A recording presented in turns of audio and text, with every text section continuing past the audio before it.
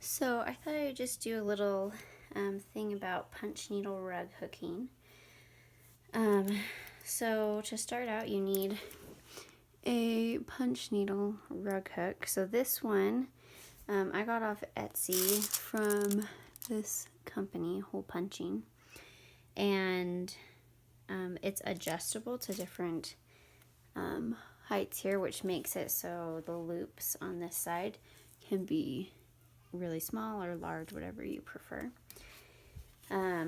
But a popular brand is also the Oxford punch needle, number 10.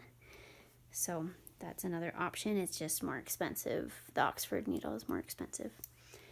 You also need monk's cloth. It doesn't always come in purple, but I was able to find this at Walmart for fairly cheap. And the yarn is, I just use regular yarn. It's recommended that you use wool yarn or even strips of wool. You also need to have a frame to stretch the monk's cloth on. These are like canvas stretching board. They're interlocking in the corners here, and they're like $1, maybe $2 at Hobby Lobby, and you can choose what sizes you want. And then you just staple gun the monk's cloth onto the wood. So with this punch needle, you use a wire to thread the yarn into, and you put it through the hole and down the center. Put some yarn in with just a tiny bit on the end. That, and pull it through. It's threaded, and you really only need like a tiny bit.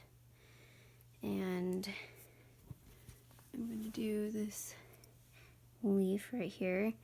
So it's recommended that you go like do the outside edge and then fill it in. So that's what I'll do here.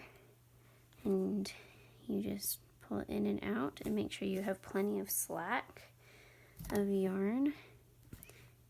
And it doesn't matter exactly how many, like how far you go, unless you want to be super uniform, then I guess it does.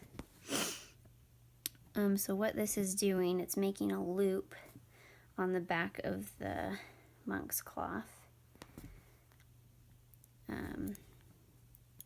Every time I push it in and out, the back is forming a loop and the front is more of a straight stitch.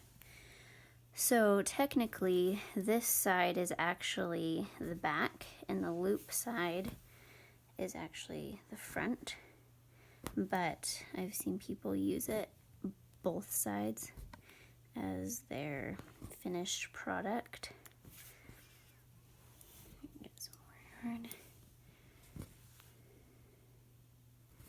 So yeah, you just fill it all in, and then once you finished a section, you just cut it pretty close, and you just tuck that ending piece in, and then you can see on the back,